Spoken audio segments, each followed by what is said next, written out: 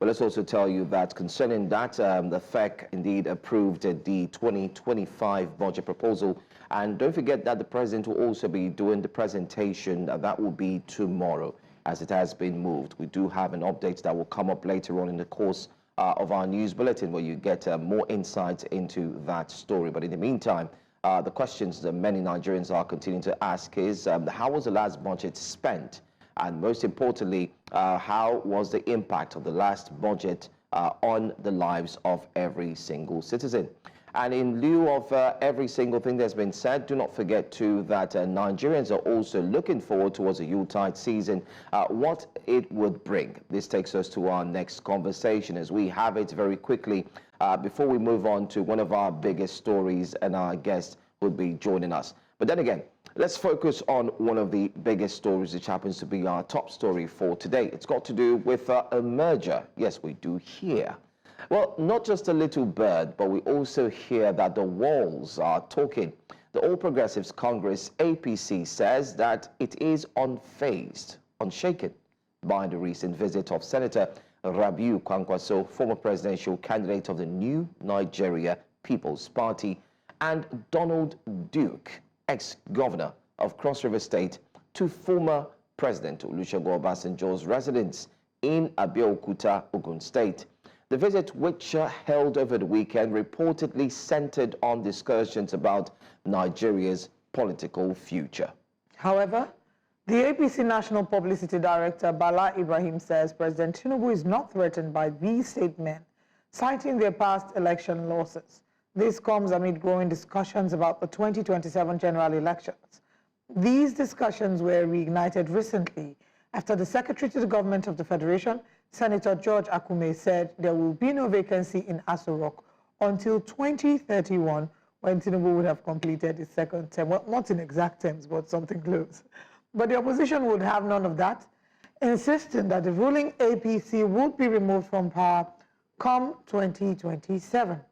We're joined this morning by the Senior Special Assistant to the Ondo State Governor on Strategic Communication, Comrade Allen Sowore. Good morning. Thank you very much for joining us. Good morning, and thank you for having me.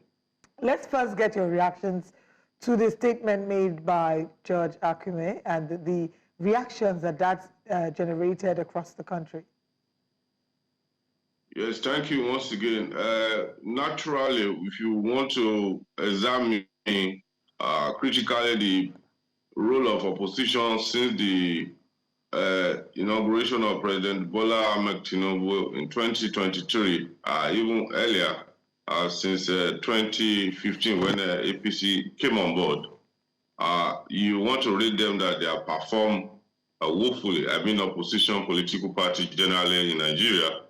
So it is expected for every ruling government who have witnessed this woeful performance by opposition to say that we are faced, we are on plateau by your coming together. So I think democratically we need more formidable opposition to see that democracy thrive in Nigeria.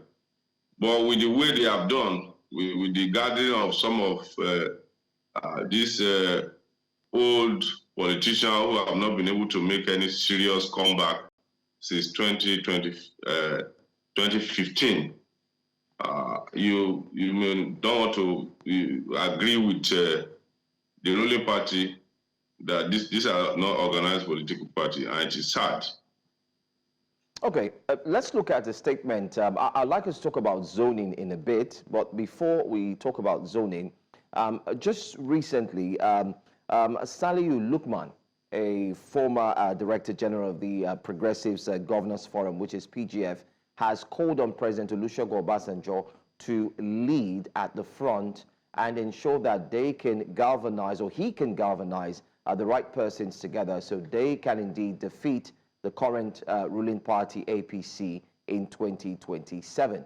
What do you make of this? The calls, especially looking at a former president whom we know his body language shows that he's not in support of President Bola Tinubu. What do you make of this? Seeing that all political parties, leaders, and everyone seems to go to him Is he like the one who would indeed predict, and is he the savior? That is part of the problem. At this digital age in 2024, 2025, opposition political party or political leaders are still adopt the same method. So anytime you want to do anything serious politically, you just go to Otta to take picture with Obasanjo, who should be a statesman and father to the nation by now. So if you want to watch the political trajectory of Nigeria, this has been the practice in the last 10 years.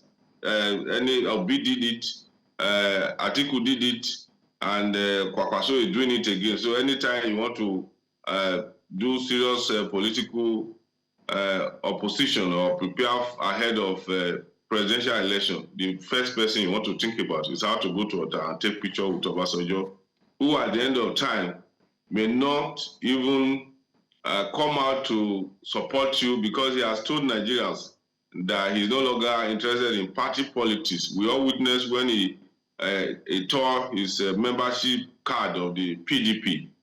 So again, this is dead on arrival for any serious politician to think that Obasanjo can still change or can still lead any serious political permutation at his age, when naturally he should be allowed to rest and play that role of statesmanship. I think his political capital has been exaggerated over the years. It has been diminished. Are you saying that? Are you saying this in reference to his age? Because you're saying that he should probably be resting, and because that's an argument that some would have. You know, that the difference in age between him and a number of our leaders, including the president, the presidential candidates of the People's Democratic Party, they're all within the same age bracket, you would say. So is it a function of age, or do you genuinely believe that former President Olusegun Obasanjo has no political influence anymore? Yeah, I'll raise quite 2 or 3 issues. One is I'm talking about his age, which is very correct. You know what it will take for anybody to see Obasanjo at his age for any political struggle. That is one. The second one I'm saying is that this strategy, this every time that Obasanjo should lead the opposition voices, it's been overspent. It's not working again. Many Nigerians, including myself, see Obasanjo as one of the leaders, perhaps, who God has given opportunity, who has not maximized the opportunity enough. So for him to turn around, for instance, to criticize any incumbent president or any issue, I do not see that as a strategy that will work. Do you want to tell us that Baba Obasanjo, with due respect, will come out, for instance, talk about rule of law?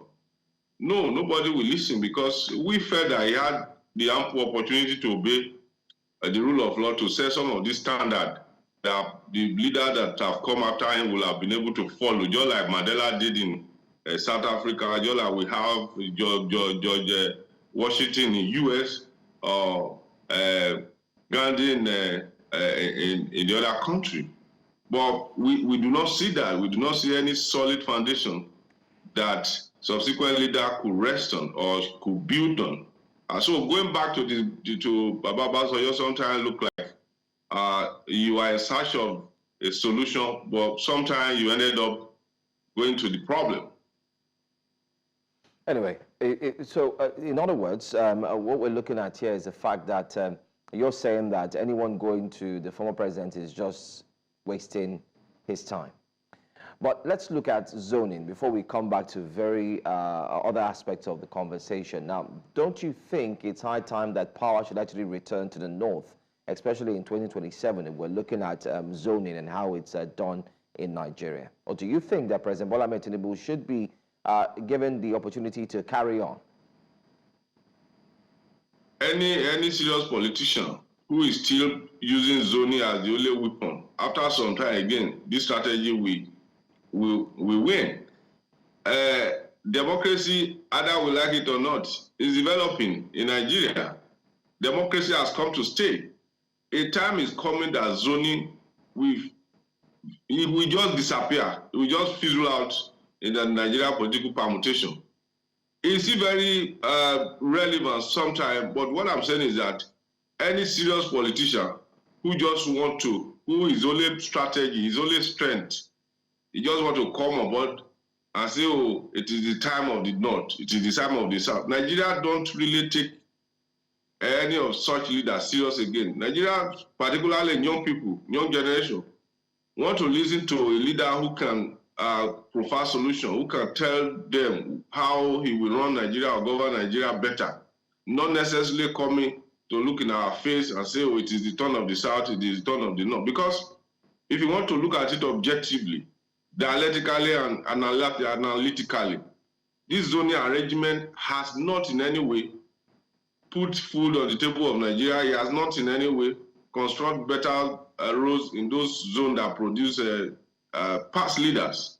I don't think Bayelsa is better than any state in Nigeria, in the Niger Delta, because Jonathan was the president. And I do not think the North or Katsina is better than any state in the North, simply because President Buhari was from Daura. So Nigerians are looking for leaders who can provide solutions to their problem, who can fight corruption, who can provide job opportunity for teaming youth, who can redeem the image of Nigeria so that when we go out there, when we travel there, we'll be respected. Nigeria don't want a leader who will just come on this lazy permutation of the turn, the zoning. But as much as I think it's 12 and a dozen, because if you recall, during the campaigns before the past elections, that was part of what the current president was saying. You know, when phrases and slogans like Emilio Khan became popular, it's my turn, because, you know, this other person had their turn, it's my turn, you know, and that was something that a number of Nigerians criticized. And I believe, I mean, correct me if I'm wrong, that you're part of the All Progressives Congress. So if the president did come under the guise of it's my turn and Emilio Khan became a slogan, isn't it unfair to say that all the Nigerians who maybe want to feel included, who want to say that when this part of the country has ruled, it should probably move to the other part? Don't you think it's unfair to maybe call their claims frivolous? No, as much as the incumbent president was talking about the father, it was his turn, which for me was more or less like something that is spiritual or something that he wished for, and not necessarily saying that it is the turn of the South. He was saying it in faith that, it is our turn to lead. In faith? You know, he used it positively. Even at that, if you want to rate the way he campaigned, the way he put his manifesto, the way he reached out to the people, you want to agree that for a very long time he has been prepared for this. But even at that, you could see that the election was one of the most challenging, one of the most competitive. And how? Because people contested from different zones and they have votes. You know what happened? Atiku contested from the North. Peter Obi contested from the South, and the president contested from the South too, Southwest in particular. So, and the president won by a very narrow margin. This now we support what I'm saying, that you do not bring to the table simply that unlike before, where you will not even see people contesting from the other zone. Even the zoning arrangement, we have lost the calculation. So any serious politician who wants to lead Nigeria should come up with something more solid than talking only about zoning. Okay. All right. I actually beg to differ. I mean, just to make reference to what you said about how the president ran his campaign, the one thing that a number of complaints that we received was the fact that a number of Nigerians did not feel like he was speaking as much as he should have spoken to Nigerians. There were presidential campaigns that were organized as well, and there were expectations. Nigerians, and this is one of the criticisms we've had about our electoral system, where it feels like we see what's happening in other parts of the world, where presidential candidates come and they answer questions with the media. We didn't have a lot of that. In the last elections, and even with the previous president, there was not a lot of interaction with the media. But that's another conversation, for another day. There's possibility of mergers happening. We're seeing that becoming a very more recent conversation. Do you think that the current realities of the of the People's Democratic Party, the Labour Party leaders as well, if they come together, do you think it will be a strong, formidable force that would shake what the current status quo regarding our political system is in Nigeria? I do not see the collaboration between particularly the Labour Party and the PDP working. But I can tell you that if we have young minds, neutral political party that people do not have experience of bad governance, if they can come together, because it's even required, we need it in democracy, we need vibrant opposition, constructive criticism from the opponent. Nigeria will buy into it, and they can put a whole lot of challenge to the ruling party. But the PDP and the Labour Party has always been one. So coming together will be a wife and a husband reconciling. They are still going to be in their house. They will just reconcile. Atiku and Obi run together as a joint ticket a few years ago. So coming together will just mean that they have just reconciled. So they remain in their permanent site, not necessarily posing any serious political challenge to the ruling party. That's how I see it. Okay. I mean, you've talked a lot about nobody being able to meet up with the current ruling party. But let's also talk about the current ruling party. Do you think that it is rife that Nigerians are calling for a change? Because many, like some have said, that it seems to be 12 years a slave, where Nigerians have been stuck to one political party, and yet, rather than improvements, or rather than Nigerians to get the benefits and dividends of democracy, it seems like we are retrogressing. You can also agree with me that I'm sure it's also impacted heavily, even on every single person, including yourself. Do you think that the APC merits another term, looking at what they've done in the past 12 years, which is a clear fall of what they met from Ebele Goodluck Jonathan back to Musa Yar'Adua, down to also General Olusegun Obasanjo? Yes, this is one simple question or one simple solution that opposition political parties should provide. Talk is cheap. Let us have, for instance, a state, 1, 2, 3, that is not being ruled by the ruling party at the central, the APC, better than the state that is being ruled by APC. It's simple. People will just adopt that party. If, for instance, you have, I am from Ondo State, ruled by APC, and this was the challenge that we posed in the just concluded governorship election. If people can see that Osun State that has been run by PDP is better than some of the states that has been run by APC, or for instance, Peter Obi, who was a former governor of Anambra. If people can say, oh, when he was a governor, he provided a better leadership, he needs little or nothing to convince the people. So if PDP wants to say, oh, the APC is not doing well, let them show that in their respective states where they are governors now. You see, one of the challenges that we have as a country is that there's so much focus, so much condemnation of the government at the central, where we leave some of these governors who should even make life better for their people in their respective states, who are standing between the development of the grassroots and the people through hijacking of the local government.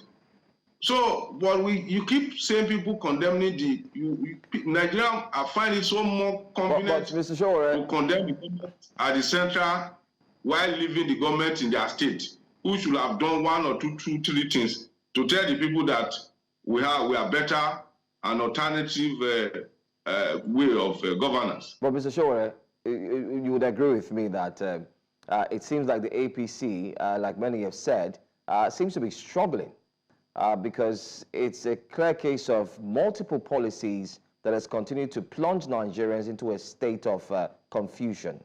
If we talk about the premium motor spirit, petrol, fuel, where we talk about the new one that everyone is trying to battle with economic instability, and even the free fall of the Naira. Economists have even said that, I mean, floating the Naira has been one of the biggest problems or decisions that has been made, especially with this administration. So how do you respond to that fact that the APC hasn't gotten it right yet? Or do you think that they've gotten it right with these multiple policies? And do you still see them taking Nigerians to that paradise, as they say? One thing I want to tell you objectively will be that the present president inherited a country in law that we call eggs call. Nigeria was almost broken into pieces. They just handed over to him a country that economically that was not viable, politically that was, struggling to convince the rest of the world that they are serious about leadership, where corruption fester.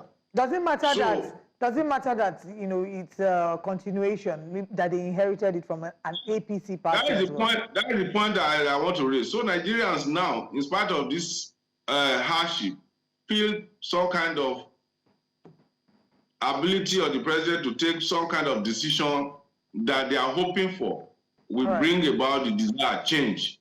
So if you want to look at it critically, majority of Nigerians see very hopeful that there's a better future because of some of this policy. The policy perhaps will have been better managed, but the decision of the president to implement some of this policy, many Nigerians, including myself, see it as a very strong political will to bring about the desired change. So we are very hopeful and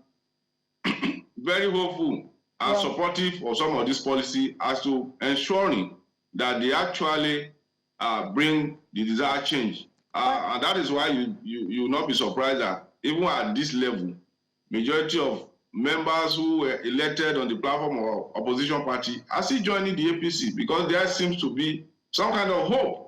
That is part of our surprisingly, we've been seeing a lot of people moving to the APC. We have 30 seconds. Final question. You've said that you don't think that His Excellency Atiku Abubakar and His Excellency Peter Obi forming an alliance, the PDP and the Labour Party, will be able to face the All Progressives Congress. But they're not the only seeming strong opposition against the APC. We have several other parties and several other speakers, one of which is Omoyele Sowore. Do you consider him a strong voice and of strong influence to be able to, withstand the current administration? That is the only person that I see who has the moral right to challenge the status quo because he has always been there. So you cannot accuse him of criticizing only the government of President Bola Tinubu. He was there when Abacha was there to say one or two things. He was there when Babangida was there. He criticized Buhari. He criticized Obasanjo. So I think you cannot accuse him of any political mischief. He has always been there speaking true to power. So we need such people, perhaps more or many of them, if they can come together. But just like I said earlier, in politics, it's not about talking. Sometimes you have to do the groundwork so that people will take you more seriously. All right. Allen Sowore, thank you so much for your time with us. I guess the next couple months or year would let us see what things would look like for the APC as well as the other political parties. Well, thank you for your time with us this morning.